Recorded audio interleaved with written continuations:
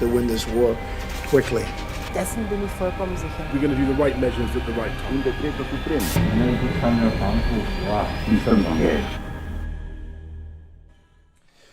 Alors bonjour à tous, Mahrez Rabia, je suis journaliste algérien installé à Alger, la capitale. Il faut savoir que les premiers cas de coronavirus sont apparus chez nous à la fin du mois de février dernier. Le gouvernement a tardé à réagir, mais depuis une semaine, on a pris des mesures de plus en plus sévères. Alors il faut savoir que la société maghrébine et la société algérienne en particulier est une société assez particulière.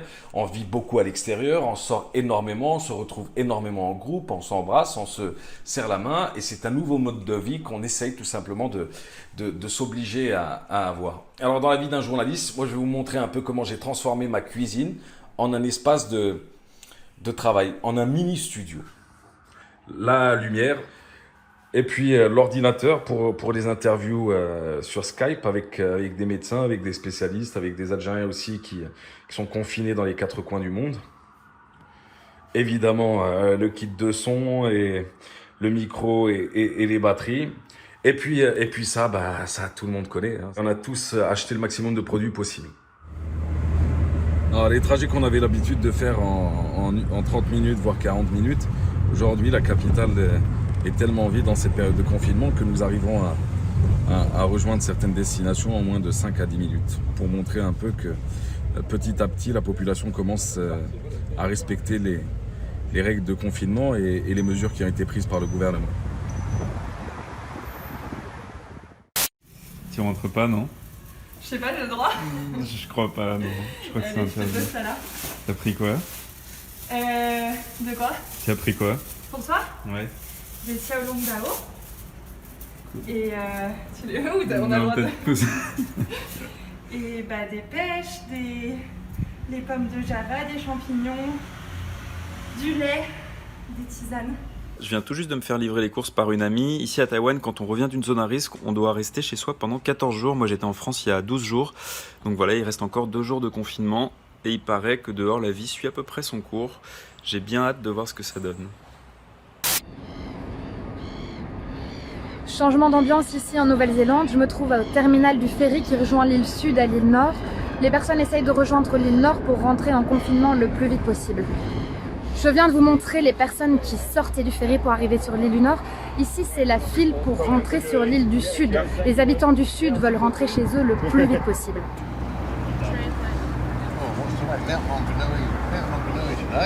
They want us all to go home and isolate, so we've been travelling around, so we've just made a run for Wellington to get on the ferry to go back to Nelson. Alors sur les hauteurs de la capitale, je vous propose d'aller à la rencontre d'un jeune entrepreneur. Lui, il s'appelle Walid Bourayou, il est à la tête d'une jeune imprimerie et lui va nous parler du calvaire de comment faire survivre une entreprise en période de confinement obligatoire.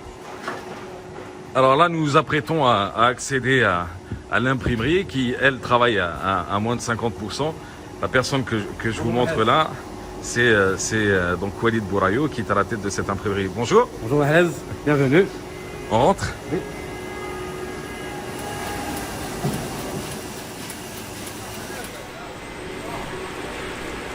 البس واحد ادخل في النار.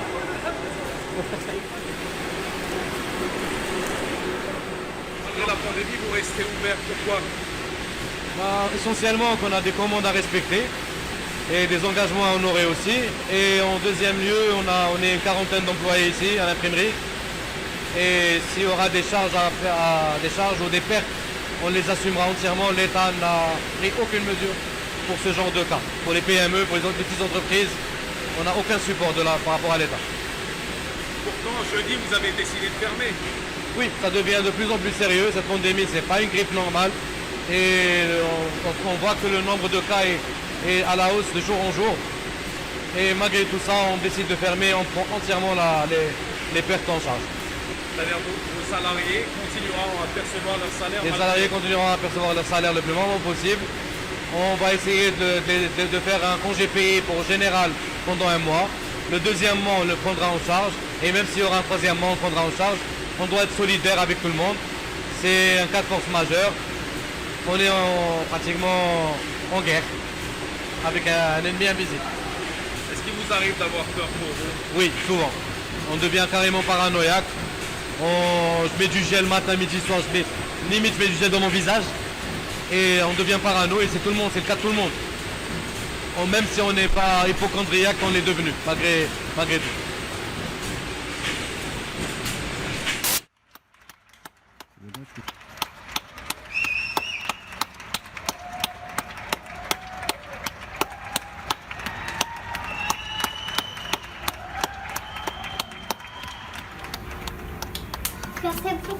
Pourquoi ils applaudissaient tout le monde? Tout le monde applaudit pour remercier tous ces gens qui nous aident. Ouais, À l'hôpital, chez les docteurs. nous aussi, on doit applaudir. Hein. Ah oui. Oh là là. Oui, c'est rigolo le virus, non? Qu'est-ce que t'en penses, toi? Non, il fait mal aux autres. Il fait mal aux autres? Ouais, il peut y avoir des gens qui tombent malades. Allez,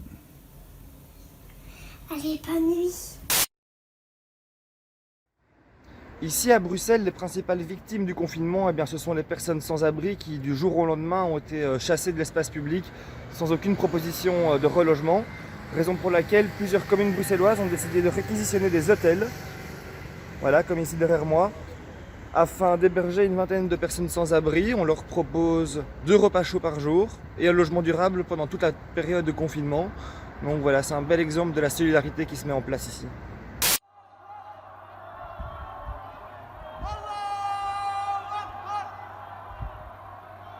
Au Maroc, la mise en œuvre de l'état d'urgence sanitaire, donc du confinement, a aussi signifié la fermeture des mosquées, ce qui fait que les fidèles ne peuvent donc plus y accéder, ce qui est quelque chose de pas négligeable dans un pays musulman comme le Maroc. Résultat, depuis la mise en place de cet état d'urgence sanitaire, les gens à Tanger prient ensemble tous les soirs à partir de 22h environ.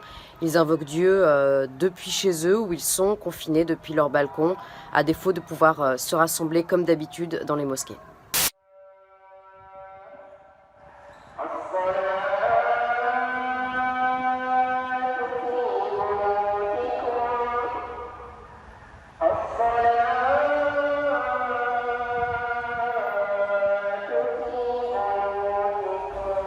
Alors, ce que vous venez d'entendre là, c'est l'appel à la prière. Je me trouve face à l'une des mosquées les plus fréquentées habituellement de la capitale. Elle, c'est Mesjid al-Rahma. Et depuis la mesure qui a été prise par le gouvernement d'interdire tout rassemblement, toutes les mosquées du pays ont été fermées. Et depuis, seule la personne en charge de l'appel à la prière, donc le mu'adhin, a le droit d'accéder dans ces mosquées. Alors que ces lieux habituellement accueillaient des milliers de personnes. À présent, l'appel à la prière se finit toujours par une phrase qu'on n'avait jamais entendue, en tout cas pour les gens de ma génération, celle d'appeler les gens à prier à partir de chez eux et à ne pas sortir ou à sortir qu'en cas de nécessité. Alors des cabines comme celle-ci, il y en a eu plusieurs qui ont été installées du côté de la capitale pour permettre à ceux qui sont contraints d'être à l'extérieur de pouvoir se laver avec du savon, des lavabos et l'eau. On finit ce live à partir de cette place en plein cœur d'Alger, près de la Grande Poste, l'une des places symboles du Hirak, la révolution populaire qui a démarré depuis plus d'une année. Alors tous les mardis et les vendredis, c'était des milliers de manifestants qui se retrouvaient ici, mais depuis le début de la pandémie, plus personne ne sort. Merci à tous, on vous souhaite en tout cas beaucoup de courage, beaucoup de bonne santé. C'était Mahrez Rabia à partir d'Alger, la capitale algérienne. À bientôt.